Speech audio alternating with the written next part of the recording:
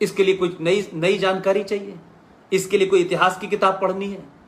और आज तो आपके पास फ्री में इंफॉर्मेशन है, आप उसको भी नहीं पढ़ना चाहते हैं।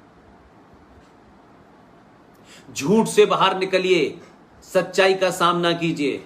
और अगर आपका ये अकीदा है, अगर आपका ये विश्वास है कि जो जीवन मिला है उस जीवन का अंत होना निश्चित है, कब होगा, कहां होगा, कैसे होगा, यह आपको नहीं पता है, तब फिर मरने से क्यों डरते हैं?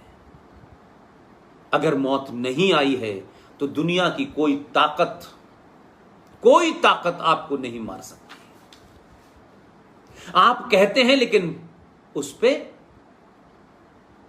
किसी किस्म का आपका आचरण ये नहीं होता, उस पे भरोसा नहीं करते। आपके सामने हजारों साल से यह सिलसिला चल रहा है। दूसरा, आपके समाज में, आपके परिवार में, क्योंकि आप खुद कंफ्यूज हैं, आप खुद एक पुरुष के रूप में कायर हैं, तो आप अपनी महिलाओं को, अपने परिवार में बेटियों को बहादुर नहीं बनाते हैं। उन्हें ऐसी ऐसी कहानियों में लिप्त कर देते हैं कि वो चमत्कार की तलाश में घर में बच्चों के साथ बैठ करके जीजाबाई कैसे बने, लक्ष्मीबाई कैसे बने, दुश्मन का सामना कैसे करें। ऐसी परिस्थितियों में कि हमारे सामने ऐसे हालात हो जाएं तो हमें क्या क्या करना चाहिए, किस किस तरह से सामना करना चाहिए। न बेटे से बात करेंगे, न बेटी से बात करेंगे, हम चमत्कार में चले जाते हैं। चमत्कार होगा। सोमनाथ मंदिर में जब गाजी गजनवी नाम का एक गुंडा मुसलमान अफगानिस्तान से चल के जब आया था, 50-40 उसके पास लुटेरे थे, तो वहां 500 पुजारी थे। वो घंटा बजा रहे थे, महादेव प्रकट हो, महादेव प्रकट हो। आप सोचिए, इसलिए मैंने कहा कि जब झूठ बोलने की आदत पड़ जाती है तो सच में आपको लगने लगता है कि यही सच है। महादेव घंटा बजाने से पैदा नहीं होंगे, प्रकट नहीं होंगे।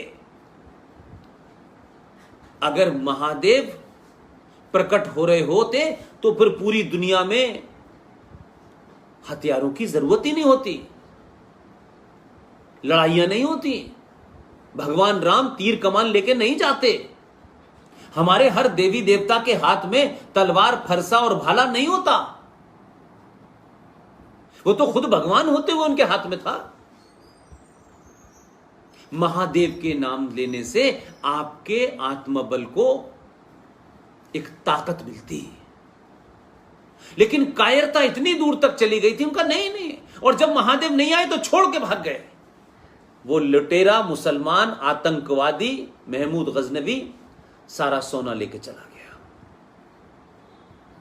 और 1024 से वो मंदिर ऐसा ही पड़ा रहा। 1947 आ गया, फिर मंदिर का उद्धार हो गया। क्या हमने उसके बाद ये व्यवस्था की?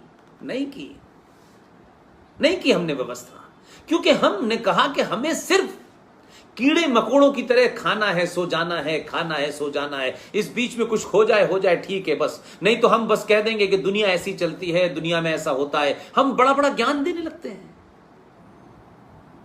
हम यकायक दार्शनिक हो जाते हैं। फौजी भी बॉर्डर पे खड़े होकर दार्शनिक हो जाएगा ना किसी दिन, तो पता चलेगा।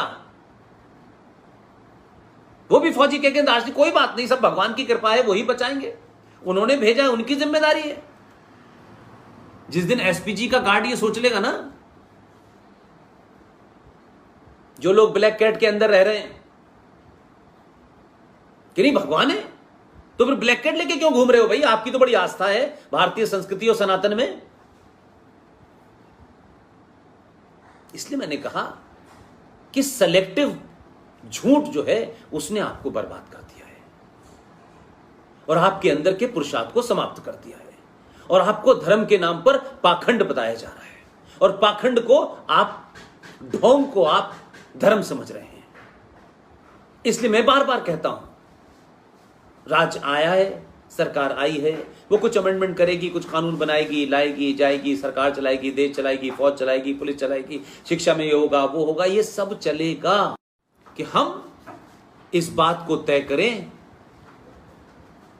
कि हम जो कह रहे हैं क्या हम उस पर विश्वास करते हैं, और विश्वास अगर करते हैं तो फिर उसे पूरी ताकत से लागू क्यों नहीं करते। ये कौन से सनातन के उसमें लिखा था कि आप दहेज न मिलने पर किसी दूसरे की बेटी को जिंदा जला दें? कहां लिखा था ये? सारी बीमारियां आप ही के अंदर है। आप दुनिया की ऐसी कौम है कि ना पड़ोसी को देख के सीखते हैं, ना समाज को देख के सीखते हैं, ना विदेशों को देख के सीखते हैं।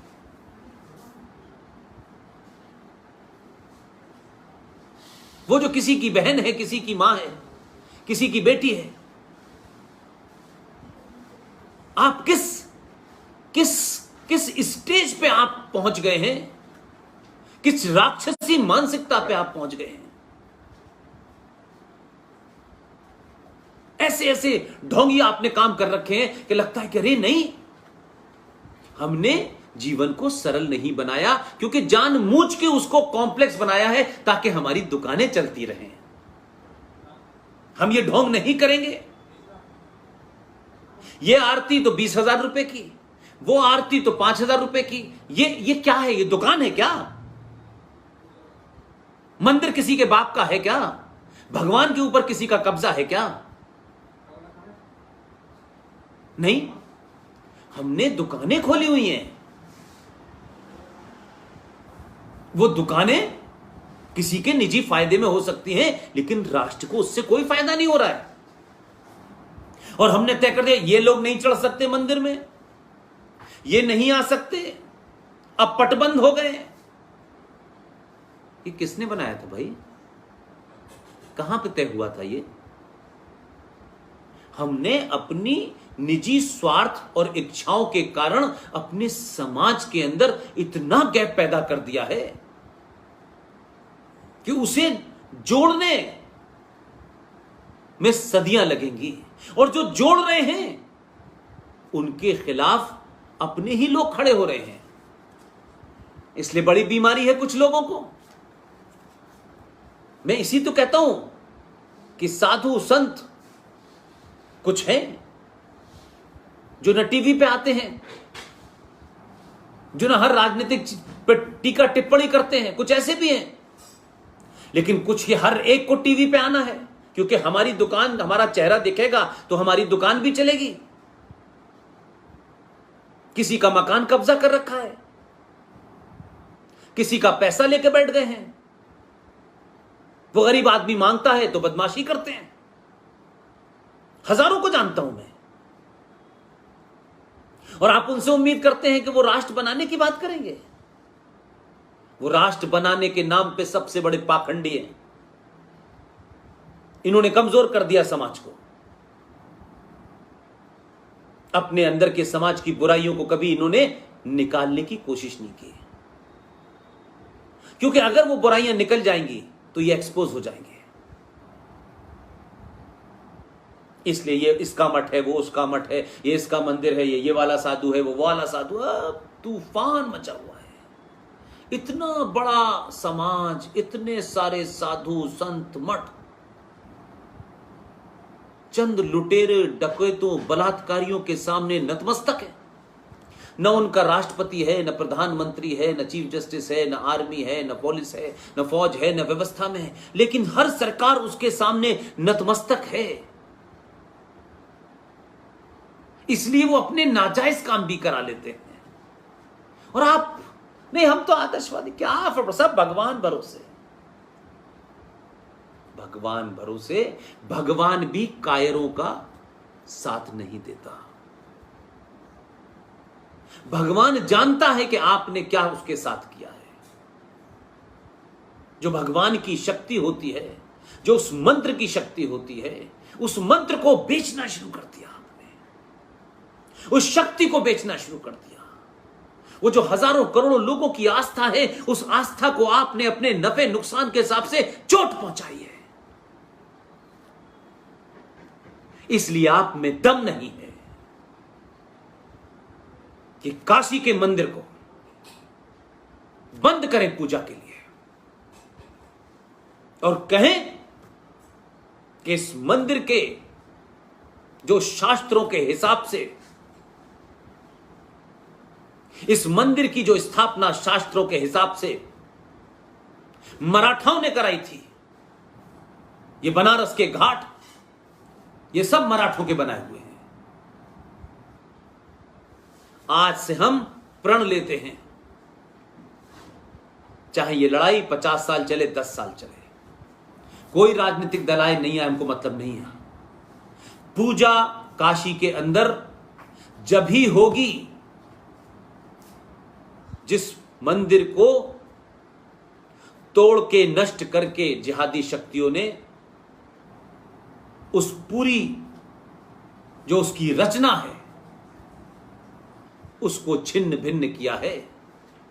पूजा उसी दिन होगी जब नंदी के सामने शिव का दर्शन होगा। वो लुटेरों ने, बलात्कारियों ने जिस जगह को बदल करके मस्जिद बना करके नमाज पढ़ने के लिए इस्तेमाल किया है, लेकिन नहीं, सरकारें करेंगी। हमारे लिए कानून बहुत महत्वपूर्ण है, कानून करेगा। कानून कमजोरों के साथ कभी नहीं खड़ा हुआ है, ये ध्यान रखिए। और आप तो उन पाखंडियों में से हैं, आपने का क्या फर्क पड़ता है, उधर रख लिया, पूजा तो करते रहो, चढ़ावा तो आ ही रहा है, खत्म किस्सा। लोगों की आस्था इसलिए, लेकिन इसीलिए उस चढ़ावे के बाद लोगों की मनोकामना और इस देश के अंदर जिन शक्तियों को मजबूत होना चाहिए था वो नहीं हो रही।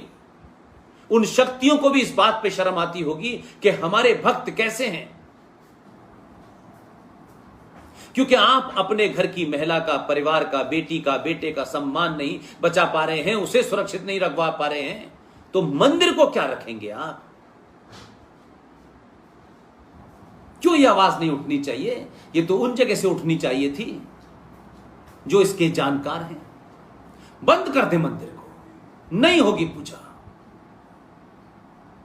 जब तक नहीं होगी, जब तक नंदी के सामने महादेव नहीं आएंगे। लेकिन हमने रास्ता निकाल लिया। उनको भी पता है कि ये तो कुछ भी कर सकते हैं, ये तो मंदिरों को भी बदल देंगे, ये नई व्याख्या कर देंगे, क्योंकि लड़ेंगे थोड़े नहीं, उनको पता है।